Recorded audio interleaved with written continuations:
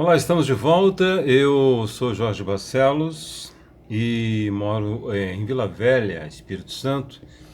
Eu estou falando um pouco sobre a minha vida para quem me conhece. Obviamente, se você não me conhece, não vai ter interesse nenhum, porque eu não sou nenhuma celebridade, como eu disse no vídeo anterior. No vídeo anterior, eu falei sobre a minha experiência como comerciante, antes de definir a minha profissão como um radialista e posteriormente jornalista. Agora, hoje eu quero falar sobre a minha experiência artística. A minha experiência artística começa quando? Eu tinha uma tia Edith, morava próximo à Cinelândia, no Rio de Janeiro. Cinelândia é um lugar onde tinha muito cinema, claro, por isso é Cinelândia, e muito teatro. E eu fui, eu não sei por que eu resolvi ir assistir algumas peças. Não tinha influência de ninguém. Ninguém sugeriu, minha família não tinha esse hábito. Eu fui assistir a Murro em Ponta de Faca, eu acho que foi isso, e Rasga Coração. Essas peças, eu não sei se as duas são de Vianinha, né? Eu sei que acho que Rasga Coração é dele, e Viana Filho. Vianinha. Aí eu fui assistir as peças e eu fiquei encantado com tudo, desde do abrir das cortinas, da iluminação, e tudo me encantava. Aí quando eu voltei para a minha cidade, Vitória, onde eu nasci, porque eu viajava, né? Viajei o Brasil praticamente todo e vários países também, mas nunca consegui ficar muito tempo longe do amor da minha vida, que é a minha mãe. Aí eu voltei para casa e fui procurar uma peça para assistir em Vitória. Aí eu fui até o Teatro Carlos Gomes, que é o principal teatro da cidade na época. Assisti uma peça infantil, qualquer peça me interessava. Eu queria ver peça. Aí eu fui assistir Tribobó City, né? Tribobó City dirigido por Renato Saldino, né? De Maria Clara Machado. Meu medo de esquecer esse nome tão importante, né? Além dela ter uma escola importantíssima que formou muita gente, ela escreveu muitas peças, né? O Fantasminha e tá. Eu fui ver Tribobó City. Aí, quero mais, quero mais, quero mais, quero mais. Aí fiquei sabendo, pego o jornal, vou procurar e tinha uma peça no Teatro Estúdio. O Carlos Gomes era um teatro grande, o Teatro Estúdio é um teatro pequeno, né? Às vezes você não tinha vaga no Teatro Carlos Gomes, então você ia para o Teatro Estúdio. Aí tinha 100 pessoas, 100 lugares só. E eu tenho uma memória espetacular. A pessoa que me atendeu lá foi Spalenza. Eu fui na bilheteria, comprei o bilhete, esperei 10 minutos e daqui a pouco o Spalenza, sobrenome, né? Abriu a porta e falou assim: olha, gente, estamos devolvendo dinheiro, só vieram 5 pessoas e a gente não vai fazer espetáculo para 5 pessoas, tá? Então toma aqui seu ingresso, entregou o ingresso para mim, para mais algumas pessoas e para o ilustre desconhecido na ocasião, Antário Teodoro Filho, Antarinho, meu irmão querido, amado, né? Antarinho também recebeu o dinheiro de volta e eu comecei, enquanto vinha o elevador, ler um cartaz dizendo: precisamos de pessoas para fazer uma peça de teatro, não precisa ter experiência, grupo multirão, procurar o diretor Ricardo Barnabé. E eu fui, e o Antário foi também. Não nos conhecíamos, nos conhecemos no teste e durante a peça, que falava sobre uma região de meretriz no Rio de Janeiro que foi desativada para a linha do metrô, sei lá, né? Então a peça era uma miscelânea, né? A gente falava contra o governo militar que estava acabando, a gente, né, tinha tipo um teatro de revista, travestis, etc, etc, etc, mulheres de maiô e aquilo, no fim da ditadura, né, se falasse que tinha nudez no teatro, aquilo atraía muita gente, porque, né, as pessoas tinham sede como é que é? De se expressar, né? Aí eu e Antário tínhamos muita peça, muita contracena. A gente contracenava muito e nos abraçávamos todo dia na peça. E a gente ensaiou muito na casa dos pais dele em Santo Antônio, nem se sonhava que um dia ele ia ter rádio, que ele seria o grande comunicador que foi e que um dia eu viria trabalhar com ele 2 vezes. Trabalhei em 2 ocasiões, pedi demissão para uma outra oportunidade melhor, saí abraçando, saí amigo, sem problema nenhum. Tá. Por que eu tô falando disso, hein? De rádio? Não é rádio, Ah, tá, por causa da peça de teatro. Não quero misturar as coisas, entendeu? Por exemplo, o fato de eu ter venido artesanato na praça de artesanato, isso já foi no outro vídeo, que é vídeo sobre comércio. Né? Agora é sobre arte. Aí nós fizemos uma peça, lotou. As pessoas iam por curiosidade, iam porque queriam ver uma peça de teatro, outros iam porque eram atores veteranos, queriam zombar daqueles iniciantes, né? Riam de tudo que a gente fazia, éramos ridículos, pagávamos mico. Eu tinha 17, 18 anos e fazia o papel de um velhinho. E no começo a gente não tinha dinheiro, botamos talco no meu cabelo para ficar branco. E tem um momento em que eu faço um movimento brusco e o talco faz uma fumaça, né? Então aquilo foi motivo de chacota, etc. A gente tá nem aí para isso. Aí depois nós compramos um líquido que deixava o cabelo prateado, pelo menos. Tá, aí fiz um monte de outras peças. Tá? Aí depois do Barnabé, aí eu fiz Sonhos de uma Noite de Verão, eu tô falando aqui as mais assim que se destacaram. Roberto Ibargo, diretor, professor de História canadense, professor do Departamento de História da Universidade Federal do Espírito Santo, montou Sonhos de uma Noite de Verão. Entramos num projeto chamado Shakespeare no Morro, quer dizer, nós íamos nas comunidades de morro apresentar Shakespeare para aquelas pessoas, né? Fazíamos um cartaz assim, vem assistir Sonhos de uma Noite de Verão de Shakespeare, o mesmo autor de Romeu e Julieta. Acho que tem gente que nem Romeu e Julieta conhecia, mas a gente colocava como referência. Então eu fiz muita peça, muita mesmo. Eu fiz muitos cursos de teatro. Foi quando eu conheci uma das pessoas mais importantes do Teatro do Espírito Santo, que é César Oapaia. É meu amigo particular. E conheci Toninho Neves, também importantíssimo. Estudou teatro na Rússia, em Moscou, suponho eu, né? Trabalhei com Milson Henriques e nunca trabalhei com Luiz Tadeu Teixeira, para minha frustração, e nem com Renato Saldino, mas eu estava sempre ali, um lugar onde as pessoas se reuniam, tá? Eu não sei o que eu tenho mais a falar. Então, em São Paulo eu fiz a vida de São Francisco de Assis, fiz um cardeal, né, e foi uma experiência muito bacana. Teatro Ruth Escobar, um teatro muito conhecido. O que eu fiz mais? Lá, eu escrevi uma peça, O Mundo Mágico do Pescador. Já tinha encenado aqui em Guarapari e remontei lá em São Paulo.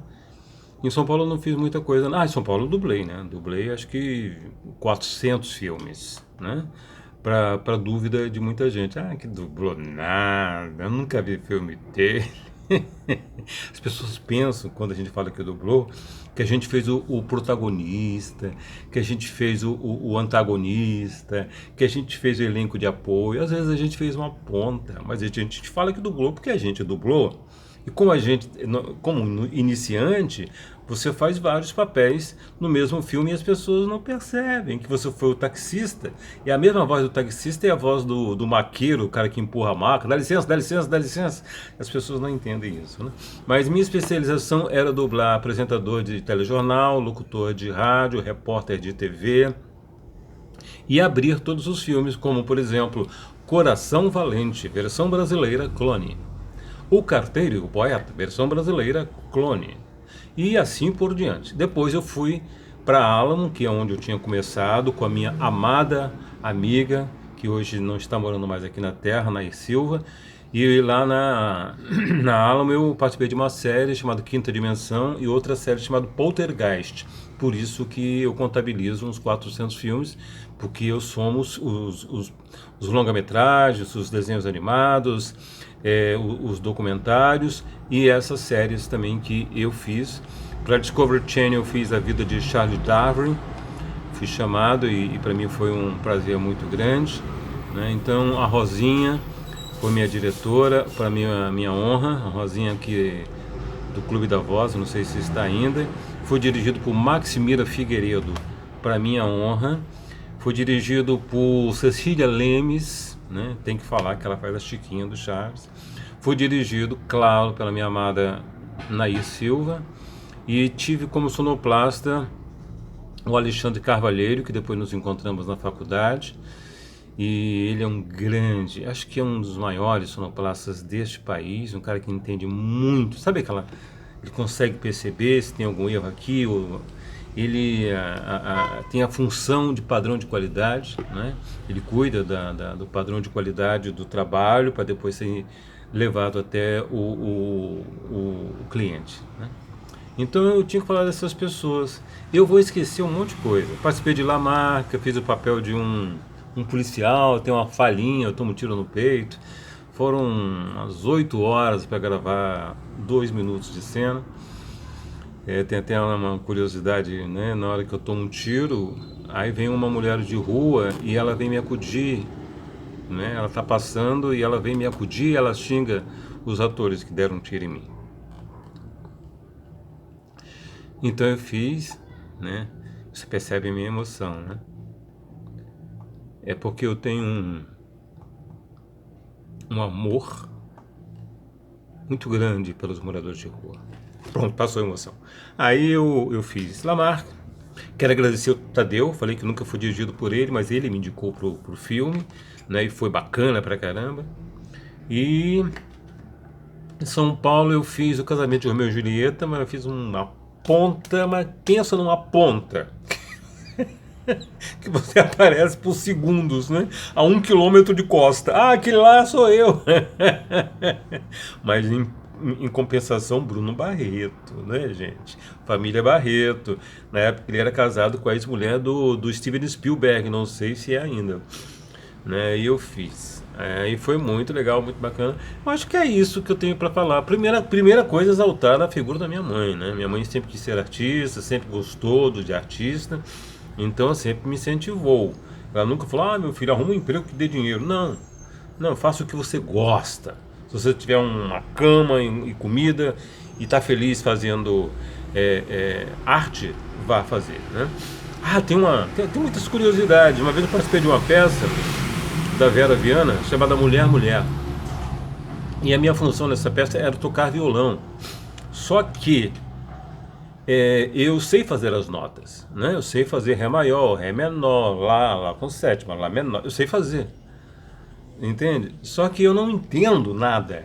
Eu só sei as notas. Aí eles cantavam e eu fazia qualquer nota. Eu ia no Sol maior, depois eu ia pro Ré maior, depois eu ia pro Dó maior, aí fazia um Fá e depois eu fazia qualquer coisa.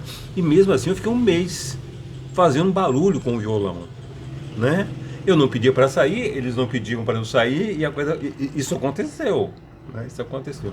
Eu acho que tá bom, acho que a gente, uma vez nós fomos à Cachoeira apresentar uma peça chamada Fuente Overruna, uma peça espanhola dirigida por César Paia, a peça de Lope de Vega, e lá o governo do estado cedeu o transporte e a alimentação quem ia dar era a Santa Casa de Misericórdia. Fomos todos para Santa Casa, lá nós almoçamos e a janta foi uma pizza que nós fomos, né, pegamos o dinheiro do ingresso lá e comemos pizza. Tá, então eu quero mandar um abraço para todas as pessoas queridas, como por exemplo pela ordem, tentar uma ordem cronográfica é ótimo, uma ordem cronológica. Primeira oportunidade, meu amado irmão Ricardo Barnabé, que fez 81 anos anteontem, né? É meu irmão mais velho, queridíssimo. Já escreveu parte da sua peça na minha casa lá em São Paulo, usando meu computador, isso me honra muito. Depois eu fui trabalhar com o Paulo de Paula, né? Onde eu fiz Anchieta Depoimento e Queimado 80, né? E depois eu trabalhei com César, com o Renato, com o Roberto Ibargüen. Grande oportunidade, um gênio de cultura. Ele fazia o papel principal, mesmo sendo canadense, cheio de sotaque, ele conseguia isso. Depois disso, eu trabalhei, depois do Roberto Ibargüen, foi César Paia, né? Que eu fico muito feliz por ter feito isso. Em São Paulo, eu não me lembro o diretor da peça lá sobre São Francisco de Assis, né? Mas eu fiz. Então é isso. Ah, tá. E na dublagem eu conheci um monte de gente importante, né? Ah, eu fiz também umas pontas em novela. Novela da Globo, Mulheres Apaixonadas. E eu fiz na SBT um monte. Ah, eu fiz também personagens importantes. Eu fiz um delegado pro programa do Gugu, onde eu tenho uma fala importante. Eu fiz um personagem principal também de uma história de um homem que separa da mulher e sequestra a filha e etc e tal. Eu sou o marido. Então eu estou do começo ao fim, né? É isso aí. Essa é a minha vida. Deve ter mais da metade disso, mas eu não lembro e vou poupar vocês também de mais de 15 minutos de vídeo. Ok! Beleza. Eu esqueci de falar, gente, que eu sou formado, né? Eu sou bacharel em rádio e TV, com pós-graduação em comunicação empresarial e institucional. Esqueci de falar que eu já dei aula no México, eu já devo ter falado no vídeo anterior. Então, porque as pessoas pensam, pô, o cara, ele é jornalista da onde, né? Mas eu estudei, graças a Deus, sou trilingue, eu falo espanhol como se eu tivesse nascido no México. Os mexicanos diziam isso, né? Não acredito que você é brasileiro, você está enganando, você nasceu aqui, né? Então vale a pena estudar, gente, vale a pena. Estudei, cheguei lá, tive a oportunidade de praticar e hoje eu falo espanhol mexicano como se tivesse nascido naquele país e quero falar italiano como se eu tivesse nascido na Itália e francês como se eu tivesse nascido na França. Eu só quero os 5 idiomas para mim, tá bom? E quero chegar ao pós-doutorado ainda e dedicar esse título para minha mãe e para meu pai. Tá bom? Um abraço a todos.